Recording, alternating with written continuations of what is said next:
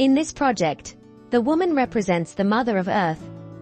The front of the dress features an ancient Persian rug from 1875, originating from Laver Kirman, Iran.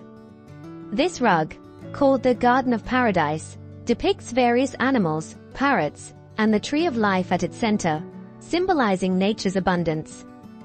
For this design, I used red velvet to symbolize blood and life, and green velvet to represent nature. Velvet and gold details are incorporated to signify luxury, emphasizing the importance of life and nature.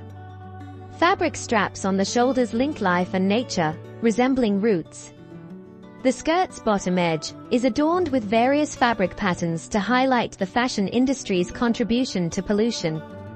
The top of the skirt features origami inspired by the modern architecture of Azadi Square in Tehran, Iran, symbolizing freedom.